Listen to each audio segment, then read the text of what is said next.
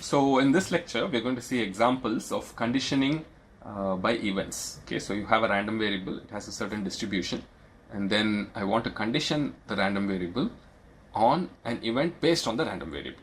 Okay, and based on that, I want to do some computations. You saw Professor Arvind's lectures, which describe all these things in nice detail, and he's also given some nice examples. So I'm going to take some simple examples and illustrate how that happens. And also another thing we will look at in this lecture is indicator random variables. Okay, so indicator random variables are extremely useful in many practical cases when you want to model something or when you want to write out an event carefully using random variables.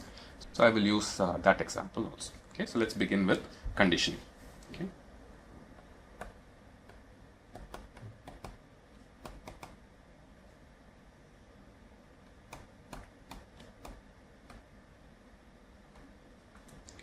So the first example I'll take is I'll take coin tosses.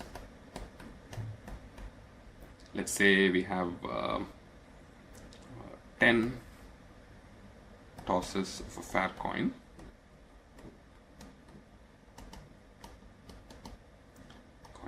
And my random variable x is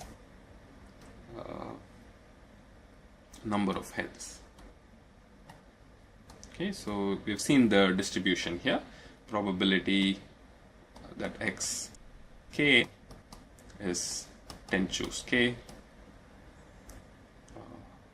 half power k times half power 10 minus k. So actually, if you look at it very closely, you'll see that this is half power k, half power 10 minus k, so you just have half power 10. So if you have a fair coin, the binomial random variable simply boils down to 10 choose k. Okay, so this is the PMF, this is the binomial distribution. This is very familiar. So now one event that you might be interested in is, let's say x is greater than or equal to 9. Okay, so this is an event I'm interested in. What's the meaning of x being greater than or equal to 9? The number of heads I had is either 9 or 10. Okay, somebody told me that, I got that information from somewhere. So given that the number of heads I had is either 9 or 10, I might be interested in the PMF of x. What is the distribution of x? So this usually people write it in this fashion: x conditioned on x greater than or equal to 9. Okay, so this is notation for x conditioned on the event x greater than or equal to 9. Okay, so I might be interested in computing a probability that x equals 9. So now, and so once I say x is greater than or equal to 9, there are only two possibilities here, right? So x could be equal to 9 or x could be equal to 10. So given that x is greater than or equal to 9, what is the probability that x is equal to 9? What is the probability that x is equal to 10? So that's the calculation I want to do. So that's actually not really that hard. If you think about it, it's again the use of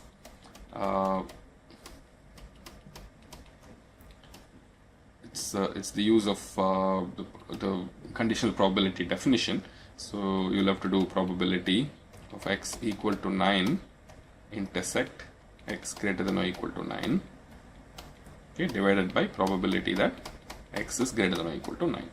Okay, so x equal to 9 intersect probability that x greater than or equal to 9. Hopefully you agree with me.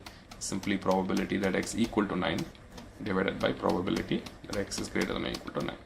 Okay, so you'll get a very simple sort of answer here: 10 choose 9 divided by 2 power 10, whole thing divided by 10 choose 9 divided by 2 power 10 plus choose 10 divided by 2 power 10. Okay, so this 2 power 10 and all that will cancel, and if you think about it, 10 choose 9 is simply the same thing as 10 choose 1. Okay, that's just 10. So it's 10 by 10 plus 1. So that's just 10 by 11. Okay, so that's the probability that x equals 9 given x greater than or equal to 9. And same way you can compute probability that x equals 10 given x greater than or equal to 9, and that will simply work out to 1 by 11. Okay, so if you want to think of the PMF, of x given x greater than or equal to 9, okay, this guy has a distribution. It takes just two values, 9 and 10. It takes 9 with probability 10 by 11 and 10 with probability 1 by 11. Okay, so this is the conditional distribution that we have derived.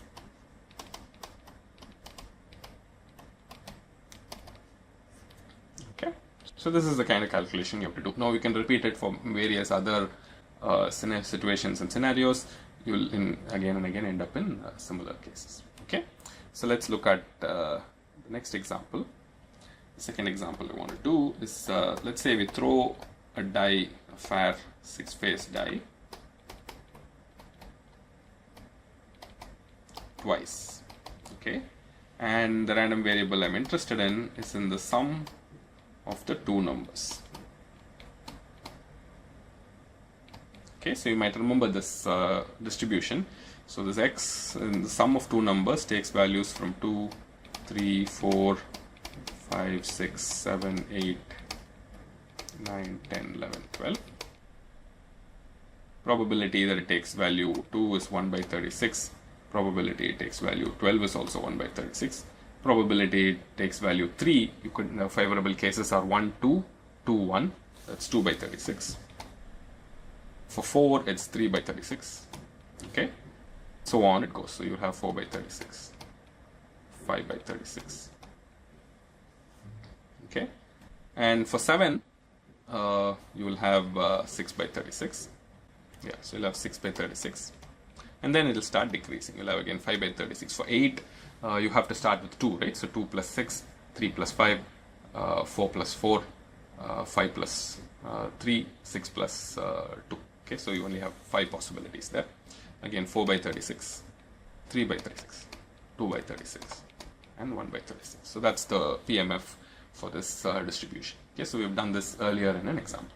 Now, if you start conditioning, supposing I want to condition x given x is greater than or equal to, let's say, 9.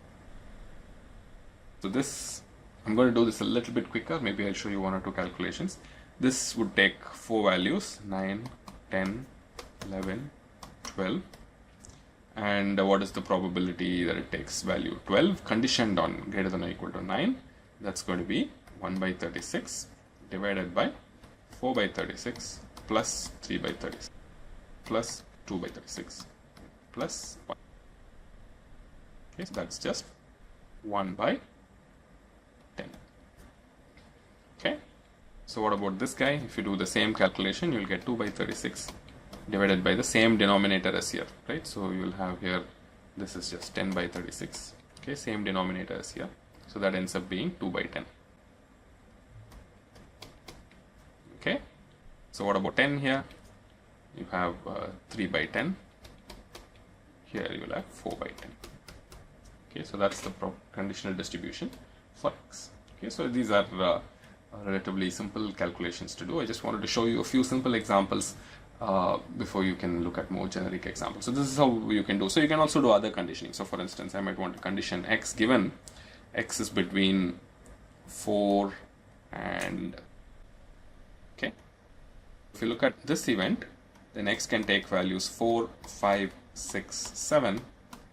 And what is going to be the probability here? So I'll do 7 in good detail. It's 6 by 36 divided by 4 to 7. So you have 3 by 36 plus 4 by 36 plus 5 by 36 plus 6 by 36. So that is just 6 by 18, right? So likewise, you'll have 6 being 5 by 18, 5 being 4 by 18, and 4 being 3 by 18. Okay, so likewise, you can do any other event. I mean, you don't have to have you have even a continuous range. You can even have something like, let's say, x conditioned on x equals 3, union with x equals 8, let's say. Okay, so x equals 3 or 8.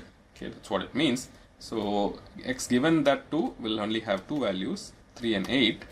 Okay, what is 3 and 8? 2 by 36, 5 by 36. So this is going to be 5 by 7. This is going to be 2 by 7. Okay, so this is the kind of probability that will work out if you condition a random variable given that the random variable itself is involved in the event.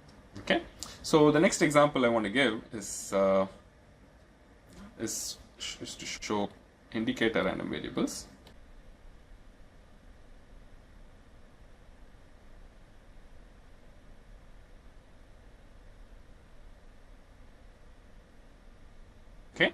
So these, like I mentioned, they're quite crucial, and you can use it in so many different ways. So for instance, let me show you one very important example, which is maybe Professor Arvind also alluded to it. It's very important to know that. So let's say we have n tosses of a fair coin.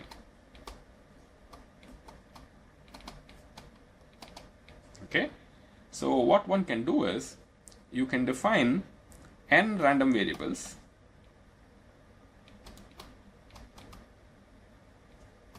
as follows: xi equals 0 if ith toss is tail, and xi is 1 if ith toss is heads. Okay, so this is a simple random variable. So I have n random variables here based on the n tosses of a fair coin. Xi is either 0 or 1. Xi is clearly Bernoulli.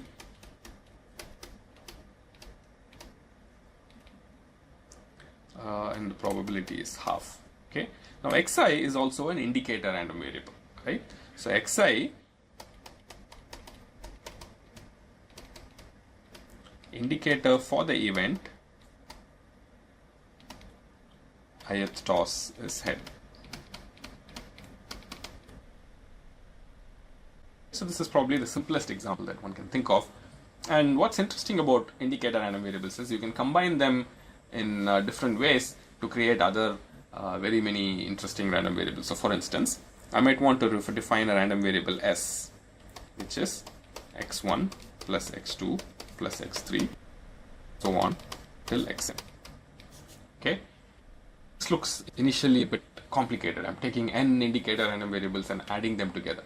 But if you actually think about it, you do n coin tosses, define all these events x1, x2, x3 and add them up together. What will you actually get? This will actually be the number of heads in n tosses. Right? So that's quite easy to see. It's the number of heads in n tosses. And clearly we can see that this s, based on our prior knowledge, will be binomial with parameters n and half. Okay, so it's a binomial PMF, binomial distribution. So this is a very basic way in which you can use indicator random variables, and we'll see later on this kind of defining random variables and adding them up together, combining them in interesting ways, creating new functions of random variables is a very powerful way of generating other random variables and powerful way in modeling, because that's what happens in physical models and reality, right? So you have a few random variables that occur and then they start interacting, adding up, subtracting, becoming part of a function. So you really need to understand how this works out. Okay, so in this simple case it was quite important, quite easy to see, but you can have more complicated cases. So for instance, you can have a case where so you've seen from our previous example that this balls on bins ends up being a very notorious example for creating dependent random variables, dependent events and all that. So we'll see more on this later on, but let me just show you one simple case. So let's say we have 10 balls thrown into 5 bins. Okay, so I have bin 1, bin 2, bin 3, bin 4, bin 5. Okay, so after you throw, you can define a lot of random variables here. I'm going to define some indicator random variables. What is the indicator random variable? I might be interested in the event EI, which is bin I is empty. Okay, based on this, I can define an indicator. Usually, this is also a very good way of having an indicator. This is a good notation. You can put I of the event. Okay, this is going to be 0 if EI did not happen, and 1 if EI happened. So this is the indicator random variable for the event EI. So I of EI is going to be 0 if bin 1 is not empty, and I of E1, I of E1 is going to be 0 if bin 1 is not empty, and I of E1 is going to be 1 if B1 is empty. Okay, so that's the way to think about it. So equivalently, one can also write I of EI equals 0 if bin I is non-empty is 1 if bin I is empty. Okay, so you might want to look at, for instance, quite often we are interested in the number of empty bins.